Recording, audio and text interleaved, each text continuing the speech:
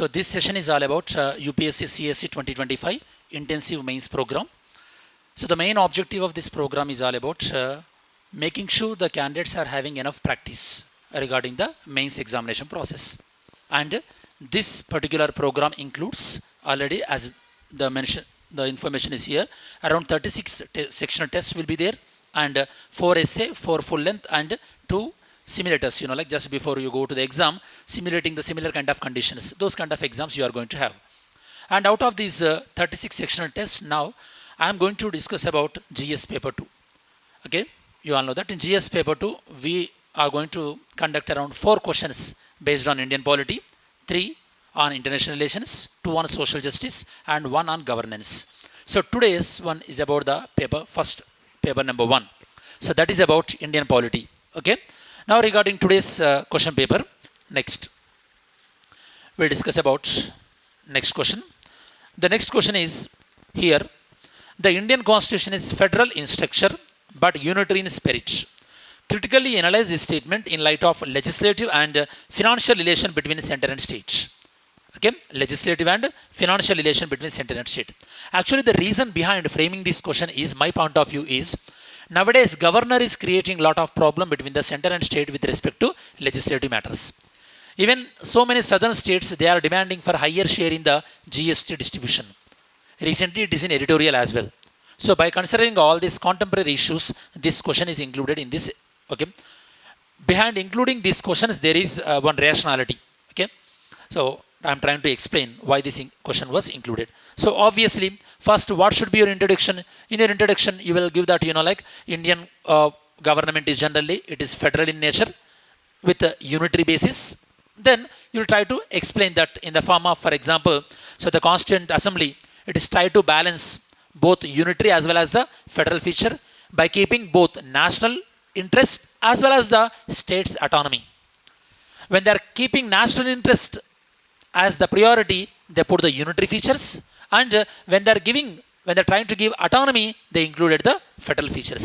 That means you can use the word Indian Constitution is a hybrid model, which is having the integration of both regional autonomy and like national integration. It is tried to balance both.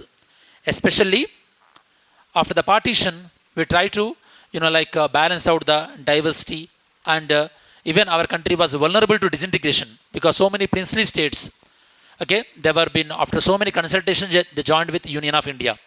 So to protect from that vulnerability and to respect the diversity was respected by giving the autonomy to the states, and vulnerability was overcome by giving unitary features. So this should be your answer. Okay, especially any question when you are getting about the center-state relations or unitary federal features, you can follow the standard introduction. That will be very good. Okay. Then the body of the question, obviously, your body of the question can include some of the unitary features, some of the federal features, especially in terms of legislative matters and in terms of the financial matters. Okay. You know that, guys, even without, clearing the prelims also, when you are preparing for GS foundation also, in our polity class we discussed. What are the unitary features in terms of legislative matters? In terms of legislative matters, unitary features are, number 1, Article 249. In the best interest of the nation, Parliament can make law on the state list. Number 2, Article 252. When two or more states requested, Parliament can make law. And with respect to Article 250, that is in terms of national emergency and president rule, Parliament can make law on state list. So this is about the legislative relation between the center and state. And financial matters, we will discuss, especially the Finance Commission and recent controversies and all. So first, your answer must be started with some of the federal features of the Constitution, such as dual polity, 2 governments, supremacy of the Constitution. That means if union government is violating the state rights, states can go to the Supreme Court under original jurisdiction, Article 131. Then bicameralism. Then your answer must approach with the unitary basis in legislative matters and fiscal matters. Okay, because the question is demanding about, even though the Indian Constitution is federal but unitary in spirit, try to analyze this statement. That means your answer must include what are the unitary features in terms of legislative matters and unitary features in terms of financial matters. So now if you see Unitary features in legislative matters. What are they? Number one, residuary powers. Because only Parliament can make laws on the residuary. Even Article 249, 250, 252, their Parliament will override on the state list and during the time of President rule. Because during the time of President rule, state legislature either will be dissolved or it will be in suspended animation. Their Parliament can make laws on the state list. This is about unitary feature in legislative matters. Then unitary feature in financial matters. You can write here about this center will collect majority of taxes, okay, like income tax and corporation tax, then they will be distributed.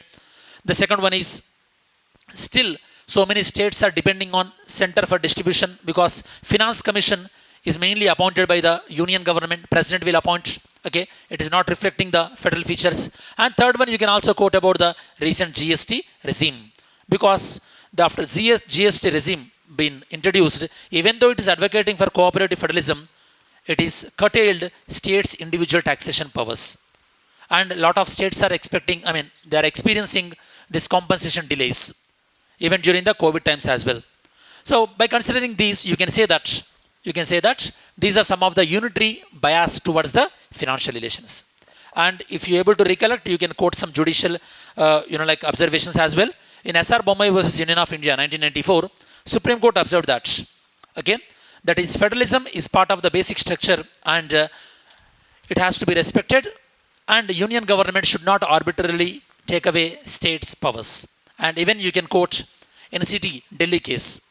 Regarding the NCT Delhi, there was a power tussle between the Lieutenant Governor and Delhi government. There, Supreme Court clearly mentioned that democratically elected governments must be respected.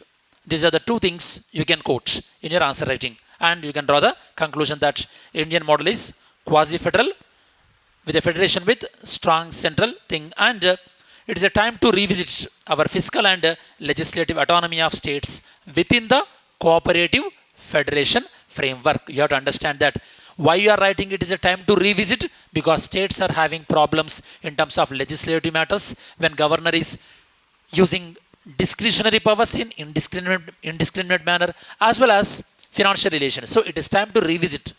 But your answer also should include that this revisit must be within the framework of the federalism. Without disturbing the federalism, we have to improve the center-state relations with respect to legislative and financial matters. This is about question number 3. Are we clear, guys?